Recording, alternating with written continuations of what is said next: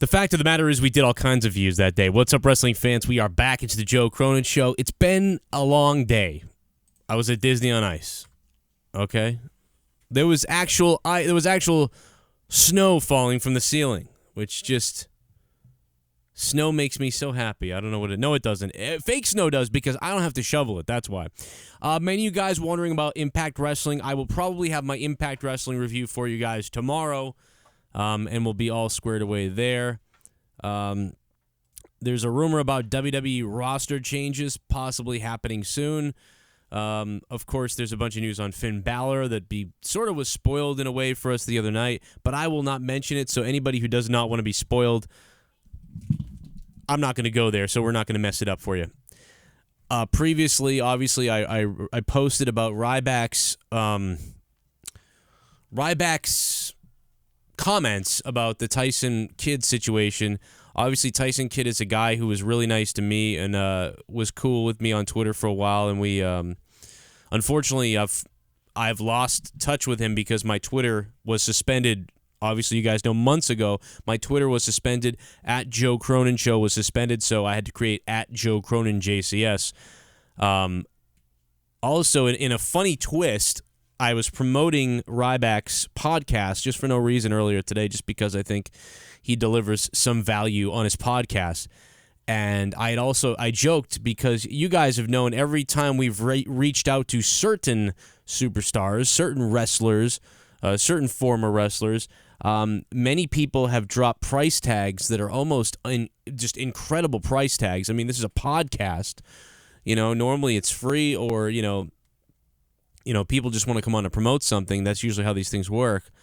In some cases, like smaller, indie wrestlers who don't have a lot, who are really going out of their way to take more time up, we might be promoting them, but, sometimes we have a little bit of something we can dish out for certain guests, but not usually much of a budget. And so I made the joke that, since certain other people were thousands apparently in 5,000, 10,000, I tweeted out that, what's it going to cost to get Ryback? It's probably going to cost that $2,000 because, I had a former producer on the show who had told me that he was asking for $2,000. I mean, it was something like that, $2,000, $3,000, $1,500, something like that. So I was like, well, we're never going to get him. We're never going to get him on the show. But Ryback just tweeted out this, and unfortunately, he followed me for a second. I don't know why, to creep out my stuff. But then he unfollowed me and blocked me. So here's what was going on. Unless he followed me and I didn't know about it, but here it is. Here's what he wrote. Apparently, the tweet that I wrote, well, actually, it's not showing you that here. The tweet was something like, well, we're not going to be able to get Ryback on the show unless we get $2,000. Get out your wallets or something like that. Which, I did not. No, obviously that's a joke. We're not going to raise money to get anybody on the show. I'm not ever going to do that. We didn't do it for RVD when RVD asked for whatever he asked for, and we didn't do it when other people have asked for things. So it was kind of a joke, like, haha, yeah, because people keep saying, Joe, get Ryback on the show. Joe, why don't you get Ryback on the show? Joe, get Ryback on the show. And then I was like, well, apparently it's going to cost a lot of money maybe to get Ryback on the show. He says, this is 100% not true. I have no idea who he is or what his show is. Seems he wants me on the show, will address on podcast. So apparently Ryback is going to address the fact that I want him on my show on the podcast or just how he handles being on podcasts or what he charges. I don't know if that's probably maybe all of that stuff. I don't know. We'll find out, I suppose. But to the big guy, instead of blocking me on Twitter, man, just DM me. We set the thing straight. But I guess he doesn't want to. I just wish he tweeted me and said, hey, dude, what's this bullshit? This ain't true. This shit's not true. I have a lot, I got respect for Ryback. I really do. That's why we wanted to have him on the show. In fact, people asked to have him on the show, no matter what. There's some trolls out there. There's some people that don't like him, that like him. We made fun of him before here. That's not, I've also praised him here for things before. But, I don't know. I wanted to promote the Big Guys podcast and some other things. And apparently, I don't know. I just figured maybe he could DM me personally and just say, hey, dude, what's up? Why did you do this? And I could set it right for him. Or he could tweet me. I don't know. But instead, I've just been blocked. So I have no idea. So, I don't know. Feel free to tweet Ryback and tell him to DM me and stop crying or something. I don't know. I'm sure he's not crying. Please don't kill me, Ryback. When I see you out in the wrestling world at a wrestling show, please don't kill me. I promise. I love you.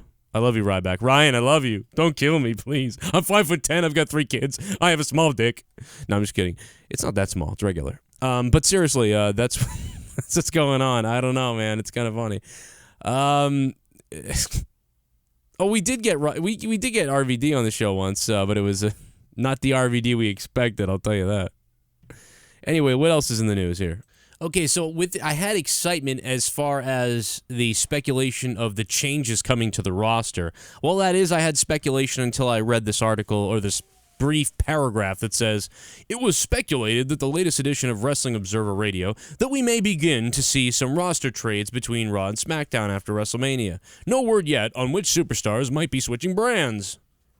Well, that's vague as hell. I could have told you that. I've been saying for a long time that there needs to be some trades happening, so you would expect that once WrestleMania is resolved, that you would start to see these trades. This is not inside information. This is an easy observation / prediction that anybody could make. Why this is news, I have no idea, but it is, for some reason. Spoiler alert, WrestlingInc.com did a top 10 of the best WWE Raw themes, and Brock Lesnar was number one. He was number one. Of all these themes, Seth Rollins, even Rusev, Kevin Owens is on there, Emma is for some reason, Sami Zayn, all these themes, but Brock Lesnar's theme was number one. Check the whole entire article out on WrestlingInc.com, guys. I have more news. I may be going live in a few minutes for a Q&A. I am rendering and uploading Monetize This episode 86, the lost episode, and then we'll be live tomorrow for episode 100. We're going to party. There's the little brief news burst for right now, but there's more coming tonight, so I will be around. Stay tuned for that. I may go live, and that's about it. That's all I had. It was such a weak news the last few hours that I really didn't have much to say until the Ryback thing happened, and that triggered me to finally maybe mention some of these other things I wanted to talk about. Plus, I got to go do something right now. But I will be back in a little while with more news and more stuff. I don't know, tweet Ryback and tell him to DM me or something. I don't know. Let's square this away. I have no idea what. Although I promoted his show for a week. This guy's a beast.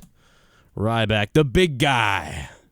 See, I thought he could use Ryback because I thought he bought the name or he changed his name or something, but now it's still the big guy. So I don't know if he lost that battle or that battle is still ongoing.